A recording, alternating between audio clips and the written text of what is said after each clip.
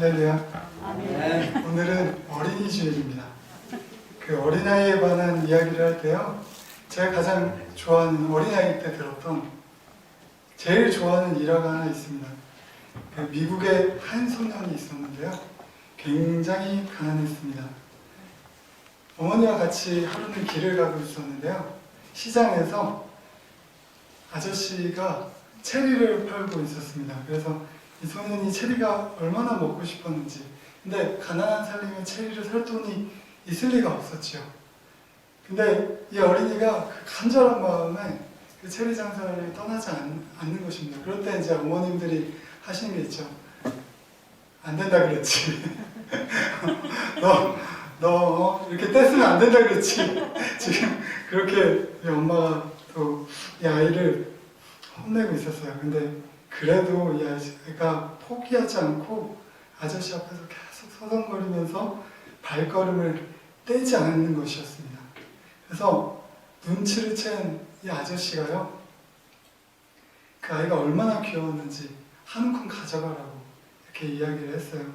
근데 이 아저씨 눈치만 계속 보고 머뭇머뭇거리는 거예요. 그래서 보다 못한 아저씨가 한 움큼 딱 집어넣어 주자 그제서야 고맙다고 하고 이 아이가 받아들였죠. 그랬더니 이제 돌아가는 길에 어머니께서 물으시지 않습니까? 너 아저씨가 집어가라 그랬대. 왜 집어오지 않았냐? 너 버릇없는 거 아니야? 이렇게 얘기를 했더니 그 이 어린아이의 대답이 굉장히 유명하죠. 아저씨 손이 내 손보다 크잖아요. 네. 이 아이가 바로 미국의 전설적인 거부 록펠러입니다. 그 석유왕 록펠러.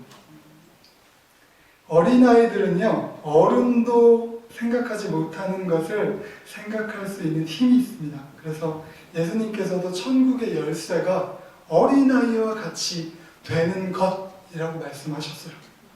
마태복음 18장에서 어느 날 제자들이 예수님께 천국에서는 누가 큰 자인지를 물었습니다. 그러자 예수님은 어린아이를 불러 그들 가운데 세우시고는요, 너희가 이 아이와 같이 되지 못하면 결단코 천국에 들어가지 못하리라고 말씀하셨습니다.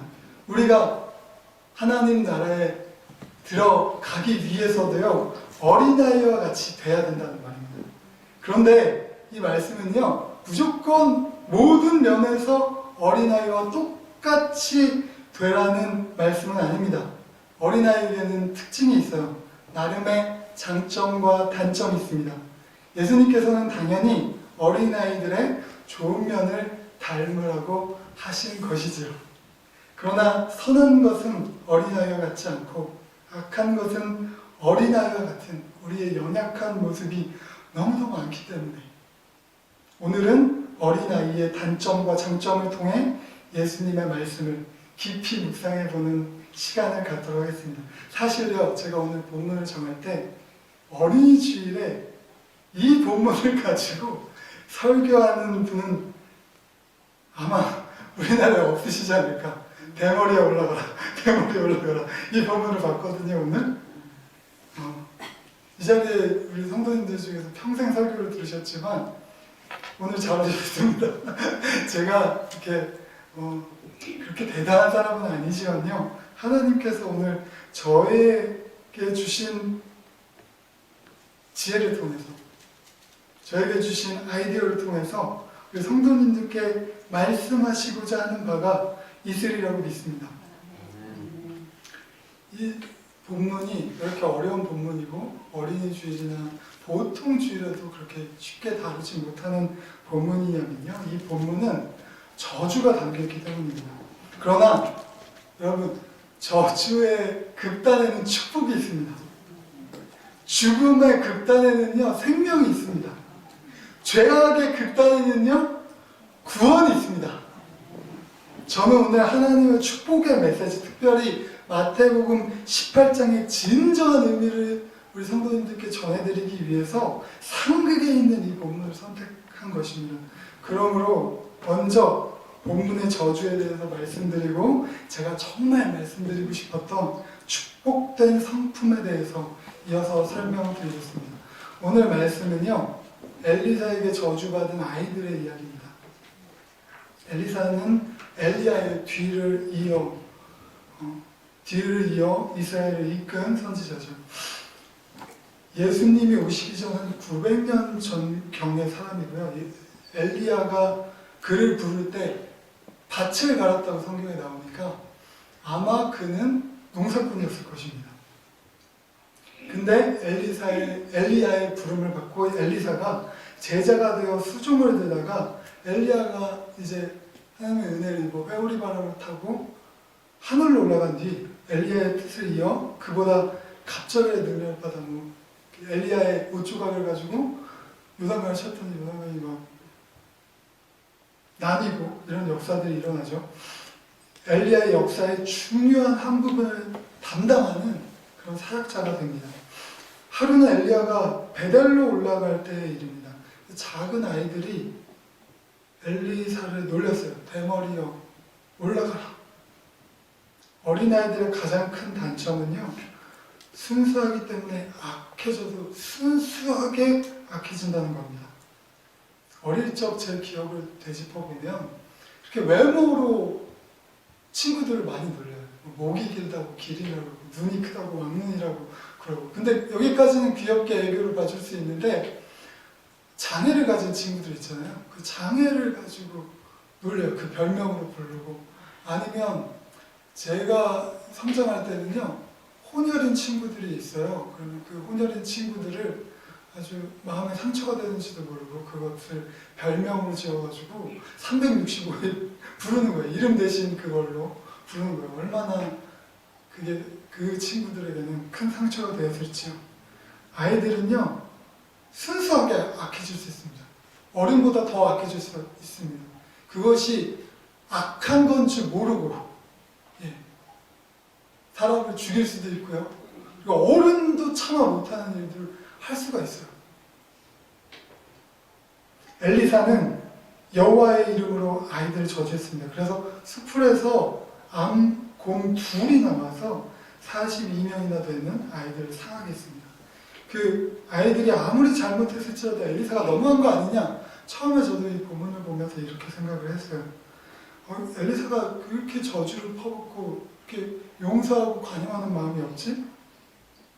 그러나 알고 보면 이 어린아이들의 죄가 너무나 무겁다는 것을 알 수 있습니다. 그 엘리사가 대머리였어요. 틀린말한 것이 아닙니다. 근데 이 대머리라고 부를 때 그 어감이요, 당시 이스라엘 사회는 대머리를 문둥병의 징후로 여겼고요.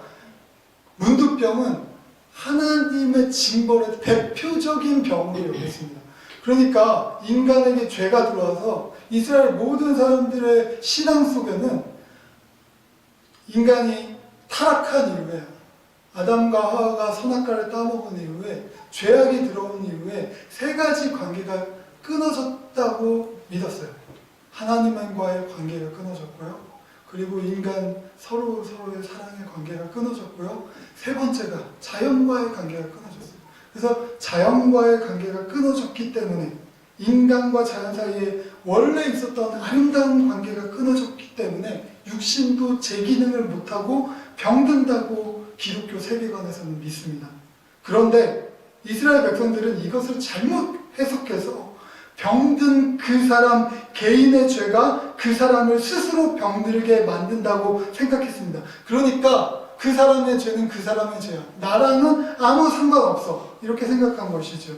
그래서 그 사람의 죄가 문둥병이건 눈먼 병이건 아니면 날 때부터 안진뱅이건 수치스럽게 부끄럽게 그에게 나타났으니 마음껏 공개적으로 모든 사람이 그 병자를 조롱하는 악행을 저질러 온 것입니다.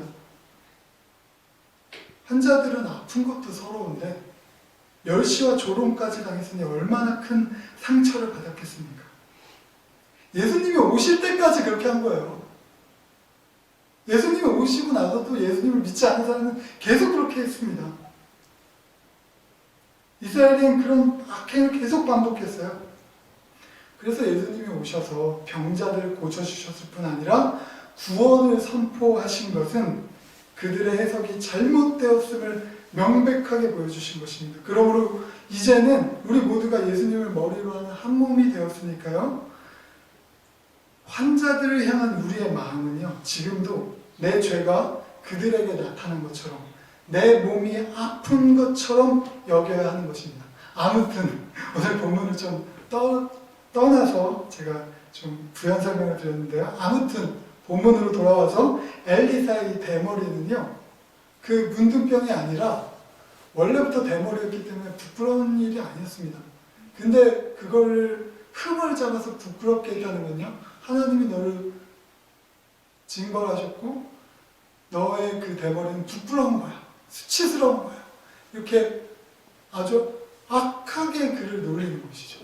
그냥 단지 외모가 우스꽝스럽다고 놀리는 게 아니라요, 하나님이 너를 저주하셨다, 이렇게 지금 엘리사를 놀리는 것입니다.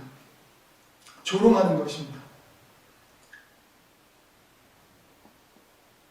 근데 이 이스라엘 당시의 상황이 하나님을 떠나 우상 숭배에 많이 빠져 있었기 때문에 이렇게 하나님을 조롱했던 것이죠.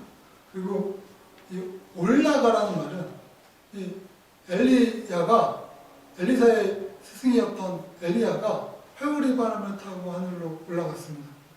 근데 그걸 아주 불경스럽고 아주 천박하게 표현한 거예요. 올라가라, 올라가라. 하나님의 부르심을 받아서 선지자가 올라갔거든요. 근데 너도 대머리여 올라가라. 그 사람도 비하하고 하나님의 역사도 비하한 겁니다. 단지 우스꽝스럽게 그 상황을 묘사한 게 아니에요. 하나님의 역사를 거부한 거예요. 이걸 속된 말로 지금의 어감으로 표현하면 너도 올라가 버려라, 사라져버려, 뭐 꺼져라, 이렇게 어감으로 표현할 수 있을 것입니다. 이 엘리사에게 역사하셨던 하나님의 역사도, 그리고 지금 하나님을 따르는 엘리사도 함께 세트로 묶어서 조롱하는 것이죠. 하나님의 사람인 엘리사를 모욕하는 것은요, 하나님을 모욕하는 것입니다. 지금 엘리사가 아니라 하나님을 거부하는 거예요. 이 어린아이들, 이 작은 아이들의 이 발언은요. 그래서 하나님은 선지자 엘리야를 조롱한 아이들에게 저주를 내리셨던 것입니다. 하나님의 사람을 조롱하고 하나님의 다스림을 인정하지 않는 세대가 일어났다는 것은 패망의 전조입니다. 이스라엘은 지금 패망의 전조를 걷고 있습니다. 사실 오늘날의 상황과 크게 다르지 않다고 생각합니다. 이 시대가 하나님의 거룩한 교회를 조롱하고 있고 그분을 따르는 제자들을 핍박한다는 것은 안으로 썩든지 밖으로 오염을 당하든지 반드시 심판당할 멸망의 전조를 보이고 있는 것입니다. 그래서 이게 이제는요, 아이들의 문제가 아닌 거예요.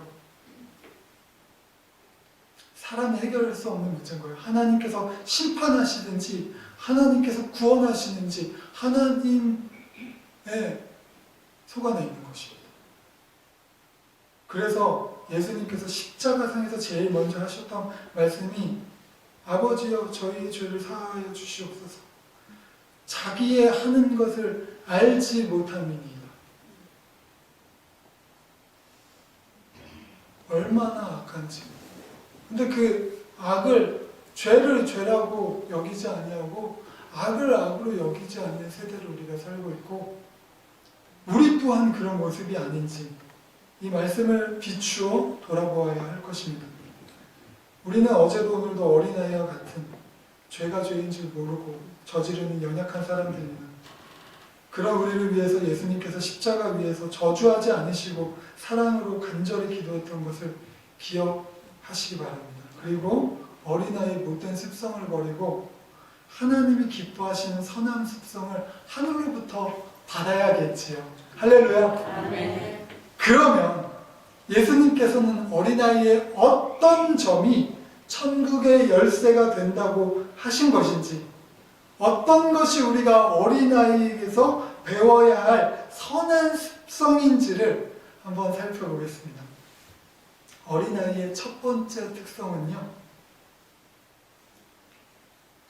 어린이가 부모에게 절대적으로 의지한다는 것입니다.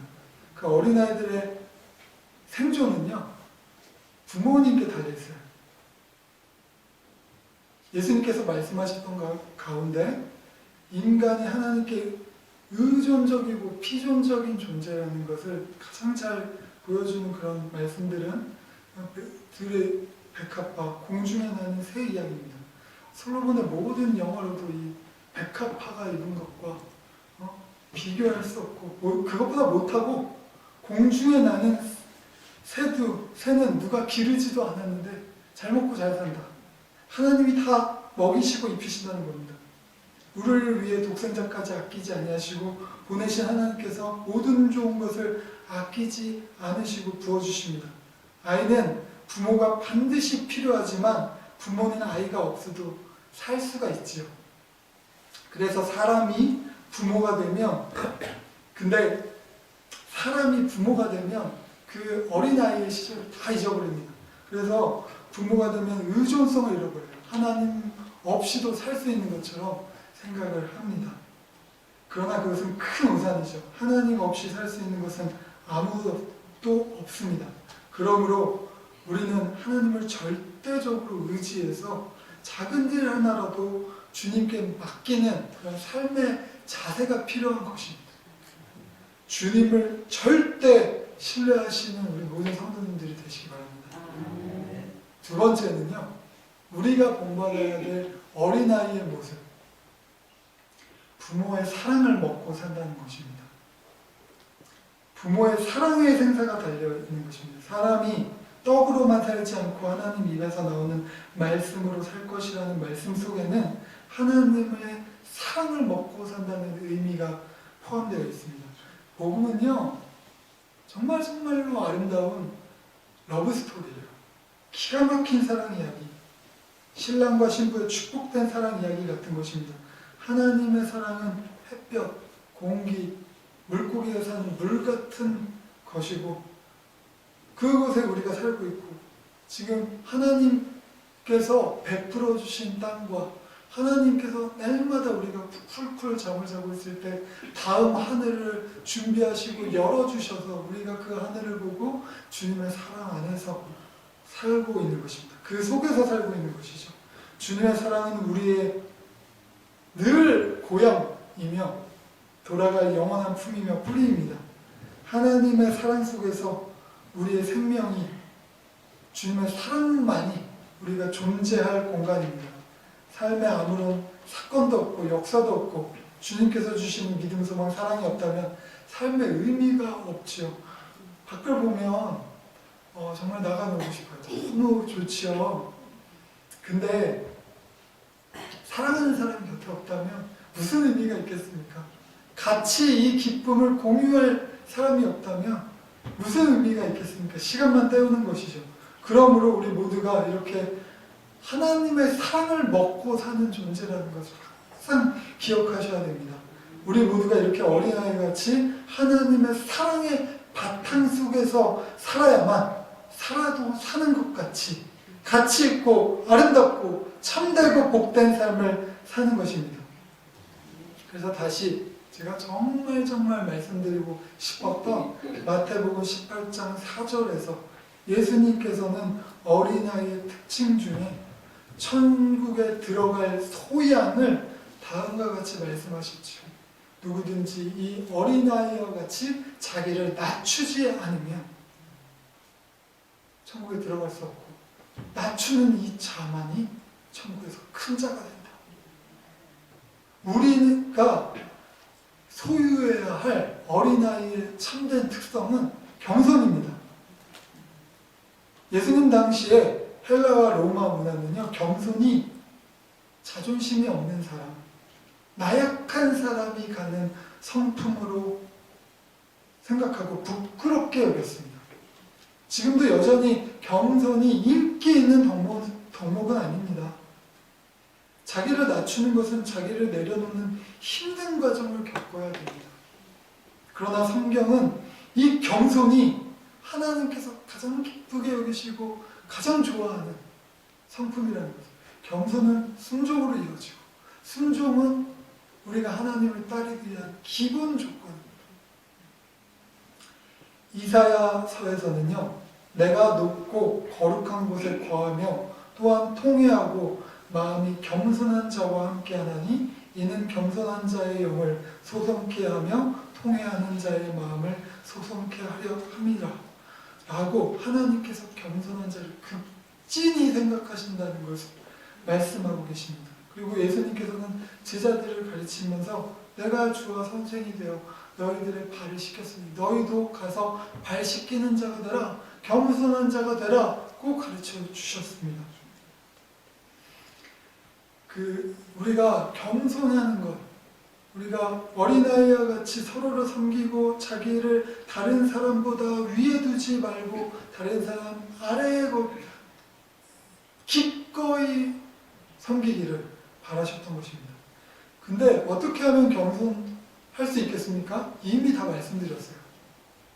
하나님을 절대적으로 의지하십시오. 어린아이와 같이 의지하면 됩니다. 하나님을 의지하지 않으니까요. 교만한 거예요.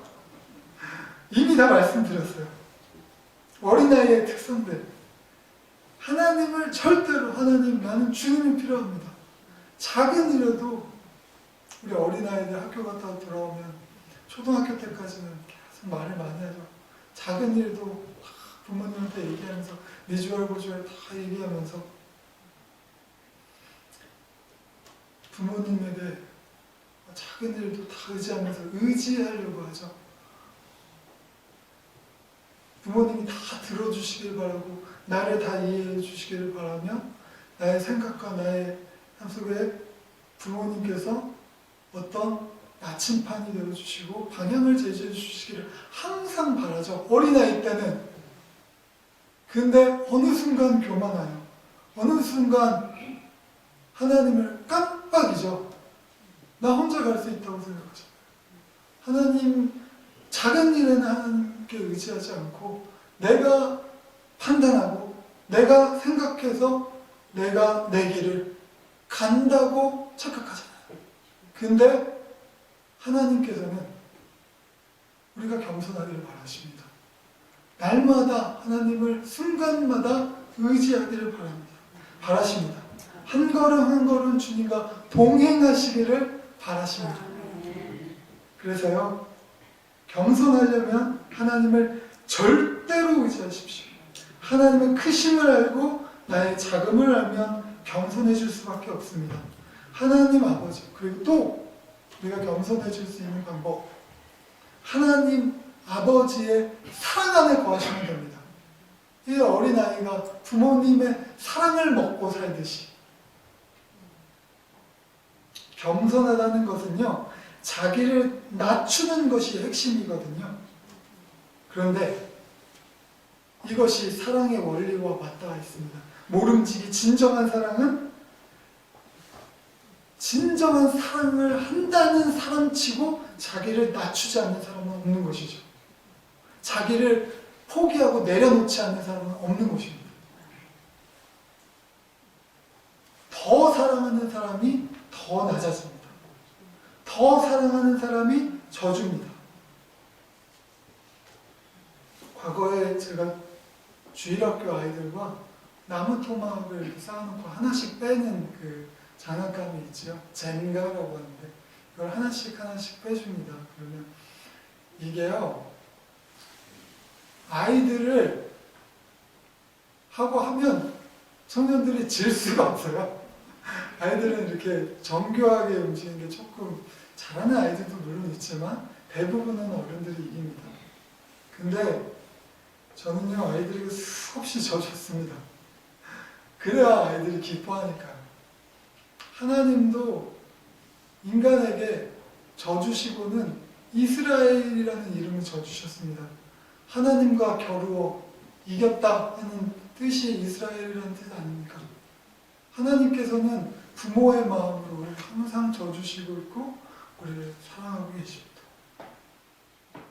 이길 수 있는데 기꺼이 져주는 것, 이것이 하나님께서 가르쳐 주신 사랑이며 예수님께서 십자가에 달려 돌아가심으로 완성하신 사랑입니다. 그래서 오늘 말씀의 결론을 내리겠습니다.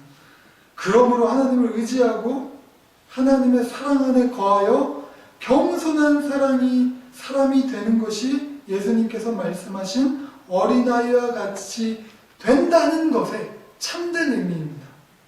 오늘 말씀을 들은 모든 성도님들께서 이와 같이 자기를 낮추고 하나님 사랑 안에 거하고 하나님께 모든 것을 맡기는 성도님들이 되셔서 천국을 모두 그 마음에 소유하시기를 간절히 소망합니다. 아멘.